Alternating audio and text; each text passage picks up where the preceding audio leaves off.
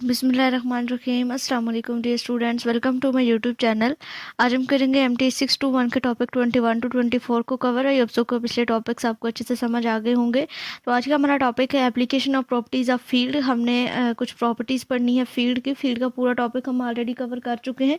एक दफ़ा हम रिकॉल कर लेते हैं अपने डेफिनेशन को, जो हमने फील्ड की डेफिनेशन पढ़ी थी। तो फील्ड की डेफिनेशन, फील्ड क्या होती है? फील्ड एक बेसिकली एबिलियन ग्रुप होता है और इस पे दो ऑपरेशन हम सेटिस्फाई करते हैं, एक विद रिस्पेक्ट टू एडिशन और एक विद रिस्पेक्ट टू मल्टीप्लिकेशन। जो एडिटिव आइडेंटिटीज़ होती हैं उनके ऊपर हम विद रिस्पेक्ट टू एडिशन करते हैं, और ज़ीरो के अलावा जो नॉन ज़ीरो हमारे पास इसमें नंबर्स आते हैं, एलिमेंट्स आते हैं, उनके ऊपर हम मल्टीप्लिकेटिव जो इसका बाइनरी ऑपरेशन होता है उसको भी हम सेटिस्फाई करते हैं। तो ये बेसिकली फील्ड की डेफिनेशन थी, जो ऑलरेडी हम इसका कंसेप्ट ले चुके हैं अपने पिछले लेक्चर्स में। तो आज हम इसके कुछ प्रॉपर्टीज़ को डिस्कस करते हैं। ये प्रॉपर्टीज़ बहुत ही इजी सी हैं, जिनको हम बेसिक से स्टार्टिंग से ही यूज़ करते आ रहे हैं, लेकिन हमें ये चीज़ नहीं थी पता कि ये प्रॉपर्टीज़ बेसिकली हम फील्ड की प्रॉपर्टीज़ को यूज़ करें। इससे पहले तो हम इनको एज अ फार्मूला यूज़ करते हैं। आज देखते हैं कि क्या प्रॉपर्टीज़ है। सबसे पहले विद रिस्पेक्ट टू एडिशन अगर देखा जाए तो अगर x plus y equal to x plus z करें तो then y equal to z. ठीक है, ये आपके पास कैंसिलेशन लॉ बन जाता है। ये x plus y equal to x plus z है तो x आपका कैंसिल हो जाएगा, तो then y equal to z आपके पास जहाँ पे आ जाएगा। कैंसिलेशन लॉ होता है ये। एंड अगर आगे देखें तो x plus y equal to x then y is equal to zero. तो एडिटिव आइडेंटिटी आपके पास क्या होती है? जीरो होती है। तो अगर आप y इक्वल टू यहाँ पे जीरो पुट कर दें तो आपके पास x plus y equal to x आ जाएगा। यही चीज़ यहाँ पे दी गई है कि uniqueness of the additive identity. फिर इसी तरीके से हमारे पास इन्वर्स भी एग्जिस्ट करता है। X plus y is equal to zero कब होगा? जब y equal to minus x put कर दे। एक्स का एडिटिव इन्वर्स माइनस एक्स होगा, या फिर हम वाई की जगह एक्स की जगह पे माइनस वाई भी पुट कर सकते हैं।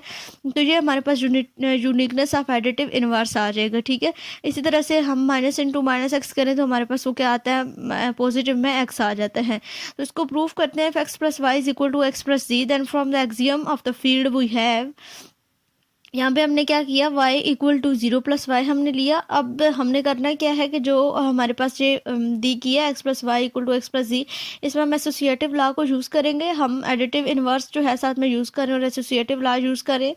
माइनस एक्स की जगह पे हम माइनस एक्स प्लस एक्स लिख सकते हैं। ठीक है, एंड प्लस वाई, यानी कि x को हमने क्या कर दिया? ज़ीरो बना दिया। फिर इसी तरीके से दूसरी साइड पर हम अगर जाएँ तो दूसरी साइड पर हमने क्या किया? माइनस एक्स प्लस इंटू, मतलब इसी चीज़ को हम आगे लेके गए।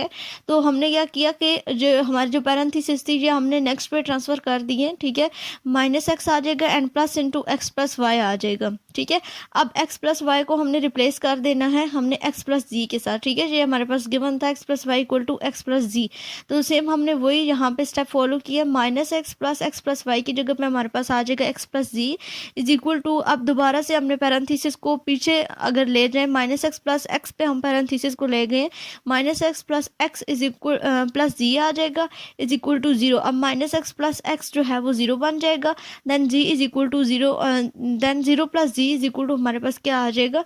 जी आ जाएगा। आई होप सो कि इस चीज़ की अंडरस्टैंडिंग होगी होगी। जैसे ये हमारे पास था x plus y is equal to x plus z, then y is equal to जी।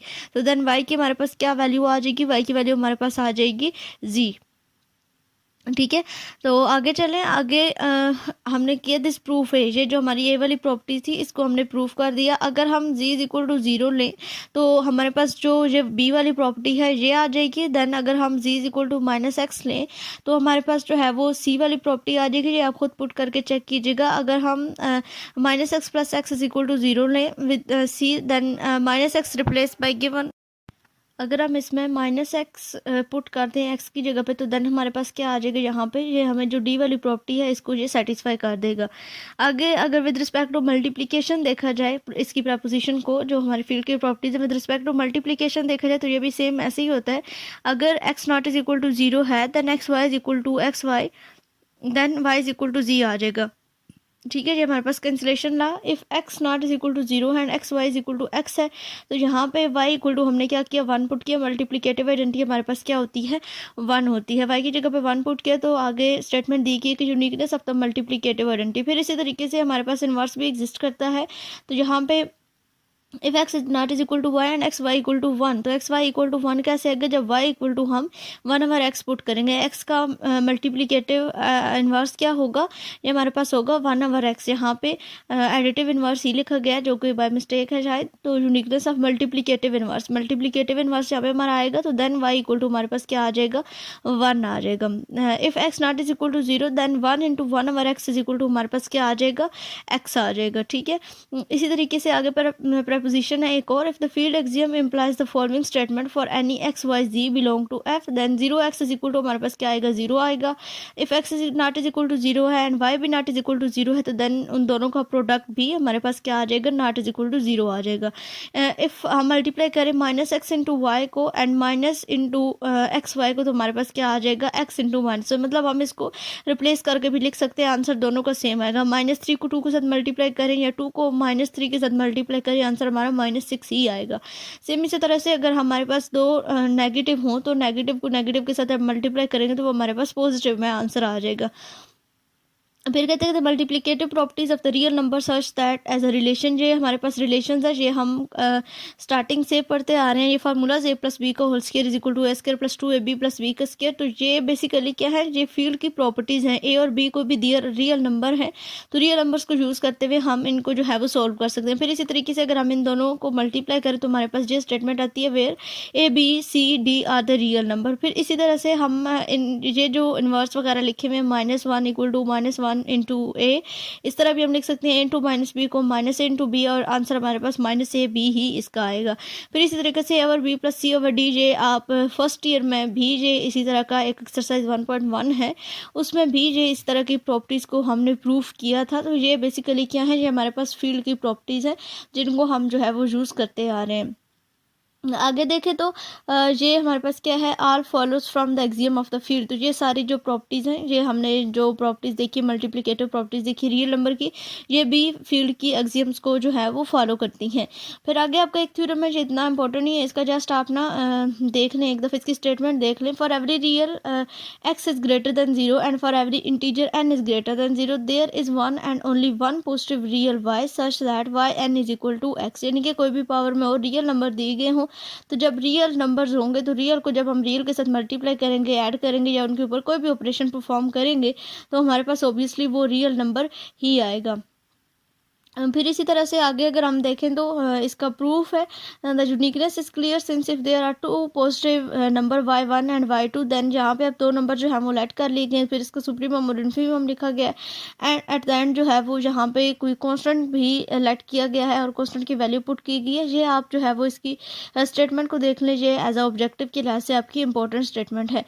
उसके बाद अगले थ्योरम पे अगर हम चलें तो if a and b are any two real number, अगर ए और बी दो रियल नंबर हों तो a plus b is less than equal to a plus b, यानी कि मॉड्यूलो है ये, इसको मैग्नीट्यूड भी एज अ मैग्नीट्यूड भी लिखते हैं, इसको मैग्नीट्यूड भी कहते हैं, या फिर absolute value of real number भी हम इसको कहते हैं। अब इसकी 4 पॉसिबिलिटीज़ हैं, इसको हम सॉल्व करते हैं। तो इसको सॉल्व करने के लिए हमने क्या करना है, यहाँ पे आप if a is greater than zero and B is greater than zero then A plus b is greater than zero, यानी कि अगर जो है वो हमारे पास ये दोनों जो वैल्यूज़ हैं इनमें ए की और बी की वैल्यू हम ग्रेटर देन ज़ीरो रखते हैं, कोई भी पॉजिटिव नंबर रखते हैं, तो देन जो इनको ऐड करने के बाद, सम अप करने के बाद जो सोल्यूशन आएगा वो भी ग्रेटर देन और इक्वल टू ज़ीरो आएगा।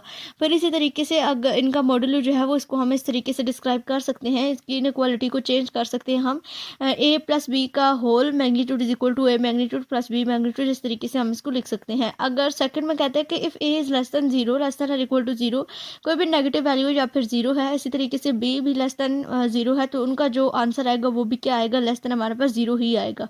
और इसको फिर हम इस तरीके से भी डिनोट कर सकते हैं, माइनस ए प्लस इंटू माइनस बी, या फिर इनको मैग्नीट्यूड में इसको डिफाइन किया जा सकता है। इस तरीके से अगर जो है एक आपकी जो वैल्यू है वो आपको ग्रेटर देन में दी गई और दूसरी जो है वो आपकी लेस देन में दी गई हो वैल्यू, तो देन जो है वो आप क्या करेंगे, देन सेम इसी तरह से क्या होगा, यहाँ पे अगर ए प्लस बी, अगर ए जो है वो आपकी ग्रेटर देन वैल्यू है जीरो से and B is less than zero है, लेस देन और इक्वल टू जीरो है, तो then A plus B equal to A का मैग्नीट्यूड माइनस बी मैग्नीट्यूड आ जाएगा। इसी तरह से अगर ए जो है वो लेस देन जीरो है, less than equal to zero, और B is greater than equal to zero है, तो then A plus b is equal to किसके आ जाएगा, minus a magnitude of a n plus b. ठीक है, इनकी जो प्रॉपर्टीज़ हैं वो यहाँ पे भी होल्ड करती हैं, आपको यहाँ से ज़्यादा इजीली समझ आ जाएगी। हम इनको ए माइनस बी लिखें या बी माइनस ए लिखें, हमारे पास जो है वो इसका सेम ही आंसर आता है। ए माइनस बी होगा तो देन आपका क्या होगा, A is greater than equal to B, and B minus A होगा तो B is greater than equal to आपके पास ए आ जाएगा। फिर इस तरह से एक और जो है वो यहाँ पे हमारे पास जो कंक्लूजन इसका आता है, if a and b are the any two real numbers then a minus b is less than equal to magnitude of a minus b, and जहाँ पे अगर प्लस होगा, ठीक है, a प्लस b होगा तो देन ये less than equal to a into minus b, यानी कि इनका जो दोनों का आंसर है वो हमारे पास क्या आएगा, सेम आएगा, यानी कि इनकी जो इनइक्वालिटीज़ हैं वो सेम तरीके से एग्जिस्ट करती हैं। फिर इसी तरह से अगर ए को जो है वो रिप्लेस कर दिया जाए ए माइनस बी के साथ, तो देन हमारे पास जो है वो इस तरह की एक इनइक्वालिटी बनेगी। लेफ्ट हैंड साइड पे हमारे पास ए जस्ट आ जाएगा, is less than equal to into a minus b, and plus b a minus b is less than equal to is greater than equal to a modulo minus sorry a magnitude minus B magnitude. फिर इस तरीके से हम B minus ए को भी इस तरह से डिफाइन कर सकते हैं, यहाँ पे बी माइनस ए आ जाएगा, और ए माइनस बी को भी अगेन जो है वो हम इस तरीके से डिफाइन कर सकते हैं। यही मैं आपको बता रही थी कि हमारे पास बी माइनस ए और ए माइनस बी ये दोनों इक्वल हैं, ये दोनों इक्वली एग्जिस्ट करते हैं। ठीक है, तो इस तरीके से हम इसको लिख सकते हैं। उसके बाद आगे आता है कि the extended real number system, कि हम हमारा जो रियल नंबर सिस्टम है उसको हम कहाँ तक एक्सटेंड कर सकते हैं, उसको हम कितना जो है वो आगे लेके जा सकते हैं, या मतलब कौन सा ऐसा नंबर होगा जो कि इतना बड़ा होगा कि जिसको हम ना तो काउंट कर सकते हैं और ना ही वो काउंटिंग में आ सकता है। तो वो एक ही नंबर होता है, इन्फिनिटी नंबर होता है, जिसका कोई भी एंड पॉइंट नहीं होता, जो कि अनबाउंडलेस होता है, जिसको हम गिन नहीं सकते। बिलियन भी एक इन्फिनिटी के आगे जो है वो एक छोटा सा है। पॉजिटिव इन्फिनिटी जो है वो इंतहाई बड़ा जो है वो आपका वर्ड हो सकता है, नंबर हो सकता है, और माइनस इन्फिनिटी छोटे से छोटा पॉइंट हो सकता है। इसको जस्ट आप इतना समझ लें कि ये एक मतलब एंडलेस चीज़ है जिसका कोई आखिरी सिरा नहीं है। जैसे कि अगर आप नेचुरल नंबर को देखें तो 1 2 3 अप टू वो चलते जा रहे हैं, उनका कोई एंड पॉइंट नहीं है। हम जितना भी उनको लेके चले जाएं तो कोई ऐसा पॉइंट नहीं है कि जहाँ पे इन्फिनिटी आ जाए। इन्फिनिटी खुद तक ही जो है वो महदूद है। इन्फिनिटी ना तो बढ़ सकता है और ना ही वो स्मॉल मतलब छोटे से छोटा हो सकता है, वो जहाँ पे भी है वो वहीं है। ठीक है, तो ये मतलब एक एंडलेस चीज़ है, जस्ट हमारे मतलब नॉलेज के लिए है। अ non empty set S of the real number is unbounded above, यानी कि कोई एक ऐसा सेट आपको दिया जाए रियल नंबर का जो ना तो बाउंडेड अबव हो, ना बाउंडेड बिलो हो, ना उसकी कोई अपर बाउंड हो, ना ही कोई लोअर बाउंड हो, तो देन ऐसे पॉइंट को हम जो है वो इन्फिनिटी कहते हैं। यही चीज़ इस डेफिनेशन में दी गई है। Non empty set S of the real number is unbounded above if it has no upper bound or unbounded below if it has no lower bound. ठीक है, वही बात कि ना तो उसके कोई अपर बाउंड है, ना ही कोई उसकी लोअर बाउंड है, ना वो बाउंडेड अबव है, ना ही वो बाउंडेड बिलो है। ठीक है, define the order relationship between then any real number x by. फिर हम इस तरह का जो हमारे पास सेट आता है उसको हम किस तरीके से डिफाइन करते हैं।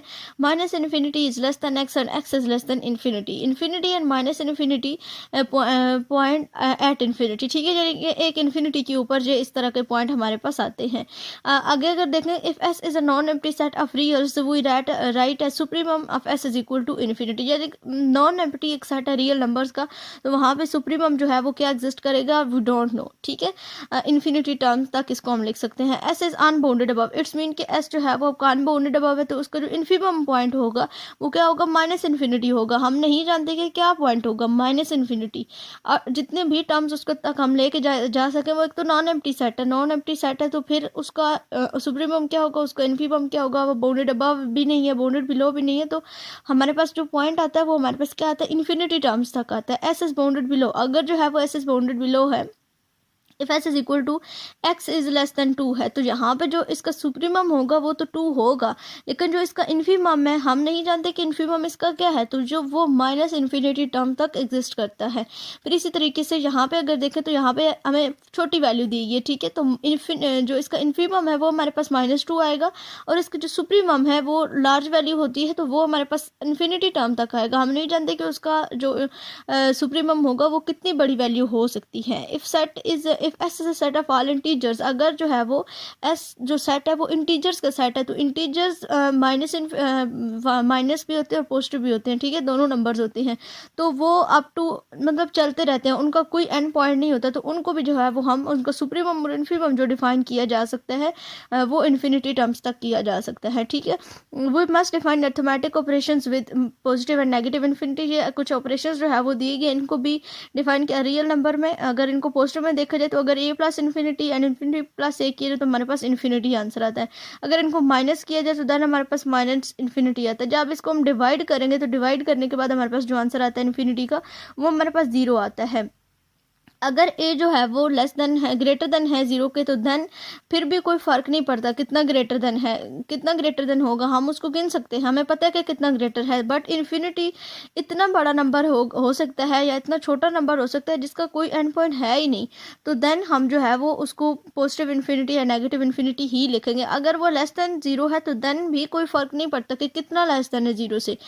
जो ए है वो तो हमें पता होगा कितना लेस देन है, लेकिन हमने इसको इन्फिनिटी के साथ जब इसको मल्टीप्लाई करें तो इसका आंसर इन्फिनिटी ही आएगा।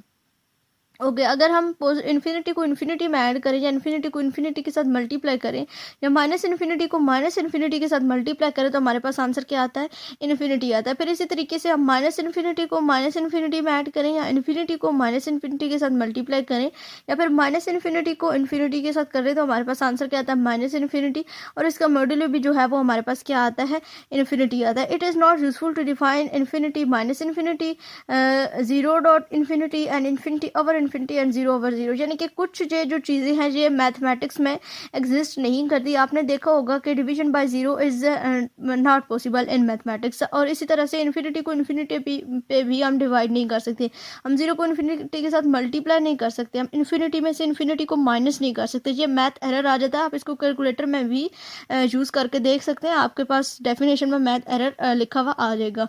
तो ये था हमारा आज का लेक्चर। अगले लेक्चर में इंशाल्लाह हम डिटेल से प्रिंसिपल मैथमेटिकल इंडक्शन को स्टडी करेंगे। आई होप सो कि आज का अच्छे से समझ आ गया होगा। मिलते हैं अपने अगले लेक्चर में, तब तक के लिए अल्लाह हाफिज़।